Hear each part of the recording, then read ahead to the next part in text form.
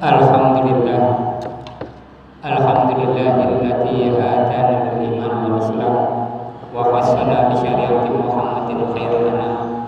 Asyhadu an la ilaha illallah wahdahu la syarika lahu al-mulku wal hamd wa asyhadu anna Muhammadan abduhu wa rasuluhu bi khairil anbiya. Allahumma shalli wa sallim wa barik ala sayyidina Muhammad wa ala alihi wa sahbihi ajma'in. Amma ba'du fa ya ibadallah ittaqullaha haqqa tuqatih wa la tamutunna illa wa antum muslimun. Hadirin sidang Jumat rahimahumullah. Pada kesempatan yang mulia ini kami mengajak khususnya kepada kami pribadi dan umumnya kepada sidang Jumat rahimahumullah, marilah kita meningkatkan takwa kepada Allah Subhanahu wa taala. Takwa dalam arti menjalankan segala apa yang diperintahkan oleh Allah dan Rasul-Nya dan menjauhi segala apa yang dilarang oleh Allah dan Rasul-Nya. Hadirin sidang Jumat rahimahumullah. Kita umat Islam di seluruh dunia semuanya bergembira menyambut tahun 2023 awal ini, karena 2 tahun lamanya, hampir 3 tahun lamanya ibadah haji, ibadah umroh tertekan dengan pandemi virus corona. Alhamdulillah, setelah Ramadan meninggalkan kita beralih pada bulan Syawal ini, dan sebentar lagi bulan Syawal juga akan berakhir masuk ke Dzulqa'dah, bahkan ke bulan Dzulhijjah. Seluruh umat Islam di seluruh dunia bersiap-siap mengadakan manasik haji untuk berangkat menunaikan ibadah haji yang telah ditetapkan oleh pemerintah masing-masing. Allah Subhanahu wa taala berfirman, A'udzubillahi minasyaitonir rajim. Bismillahirrahmanirrahim. Walillahi 'alan nasi hajjul baiti man istata'a ilaihi sabila. Dan Allah telah mewajibkan kepada manusia untuk menunaikan ibadah haji ke Baitullah bagi orang yang mampu mengadakan perjalanan ke sana. Orang wajib melaksanakan haji ke Baitullah disyaratkan mampu hartanya atau mampu biayanya, mampu jiwanya, mampu fisiknya, dan aman di dalam perjalanan. Arti mampu di sini adalah pada waktu pemberangkatan dari tanah air ke Baitullah dan dari Baitullah ke tanah air tidak mengganggu ekonomi keluarga. Jangan sampai hadirin sekalian karena ingin dipanggil Pak Haji dan Bu Haji sampai berhutang ke sana kemari, dan setelah pulang dari tanah suci bukan ibadahnya tambah tenang, bukan ibadahnya tambah khusyuk, tetapi malah tidak tenang, tidak khusyuk karena dikejar-kejar hutang, karena ingin haji dipanggil Pak Haji Bu Haji berhutang ke sana kemari. Ini yang dilarang di dalam agama. Hadirin sidang Jumat rahimahumullah. Di dalam pelaksanaan haji kita tidak bisa terlepas dari minimal 4 hal, yaitu ihram, tawaf, sa'i, dan wukuf di padang Arafah. Sesungguhnya ada apa hikmah yang terdapat dengan ibadah yang 4 hal tersebut di atas. Yang pertama, ihram. Pada waktu pelaksanaan ihram, semua orang, baik laki-laki maupun perempuan, baik pejabat maupun rakyat, baik si miskin maupun si kaya, semuanya memakai pakaian yang sama semua, yaitu kain yang berwarna putih yang sederhana dan tidak boleh ada jahitannya. Hikmahnya adalah ternyata di hadapan Allah Subhanahu wa taala semuanya sama. Siapapun orangnya di hadapan Allah sama. Yang berbeda kata Allah, inna akramakum indallahi atqakum. Sesungguhnya orang yang paling mulia adalah orang yang paling bertakwa di hadapan Allah Subhanahu wa taala. Jadi manusia yang sudah haji ke Baitullah tidak boleh sombong, tidak boleh angkuh. Semua derajat manusia itu sama.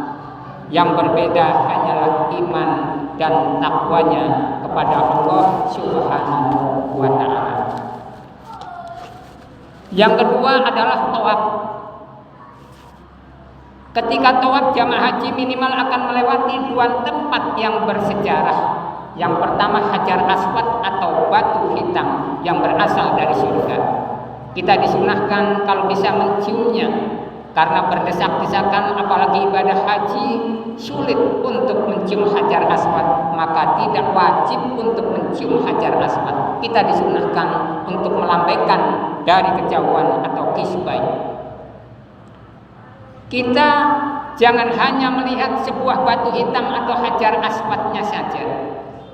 Tetapi tatkala kita melihat Hajar Aswad, kita harus ingat 1400 tahun yang lalu ada seorang nabi yang mulia, ada seorang nabi yang sempurna, yaitu Nabi Muhammad SAW. Nabi Muhammad sempurna, Nabi Muhammad mulia karena Nabi Muhammad memiliki 4 sifat. Yang pertama sifat siddiq, jujur, amanah, bisa dipercaya, tabligh, penyampai, fatonah, cerdas.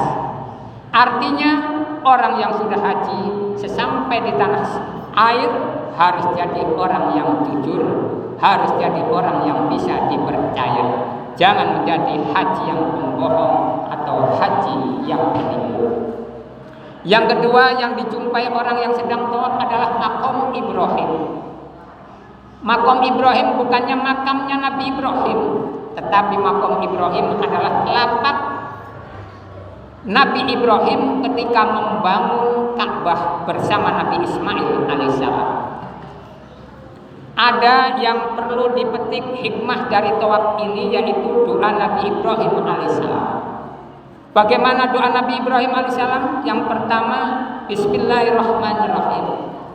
Rabbi ja'alni muqimas shalah wa min dzurriyyati rabbana wa taqabbal du'a. Ya Allah, jadikanlah saya, anak-anak saya, cucu-cucu saya, keturunan-keturunan saya semuanya menjadi orang yang menegakkan sholat sampai hari kiamat. Doa beliau dikabulkan oleh Allah Subhanahu wa taala. Banyak keturunan dari Nabi Ibrahim alaihissalam menjadi seorang nabi dan banyak yang menegakkan sholat. Yang kedua, Rabbi ja'al hadzal balada amina. Ya Allah, jadikanlah negara Mekah ini yang tandus ini negara yang subur dan makmur. Ternyata doa yang kedua, doa Nabi Ibrahim alaihissalam juga dikabulkan oleh Allah Subhanahu wa taala.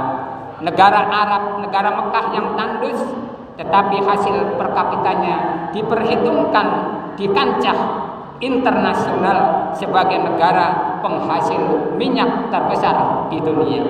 Hadirin sidang Jumat rahimakumullah.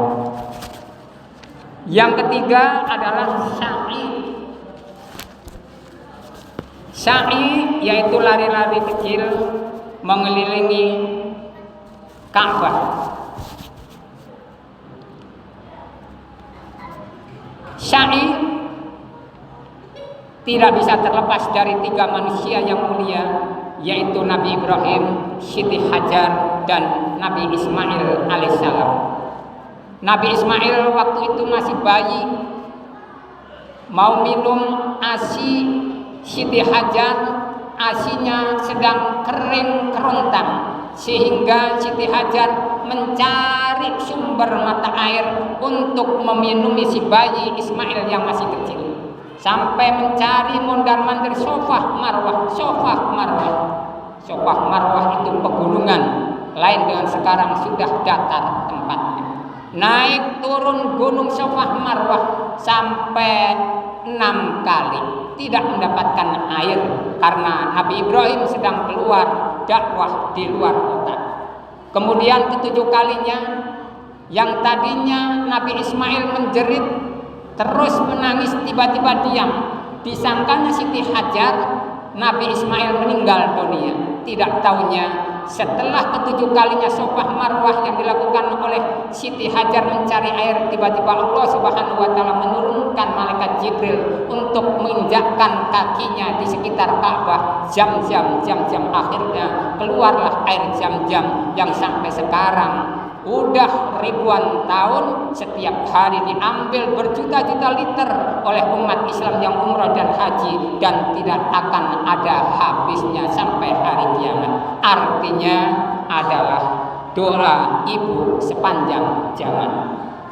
Yang keempat, wukuf di padang Arafah. Kita akan teringat juga sejarah ketiga orang yang mulia, Nabi Ibrahim, Siti Hajar, dan Ismail alaihissalam. Tatkala mau menyembelih anaknya yang bernama Ismail, kata Nabi Ibrahim alaihissalam,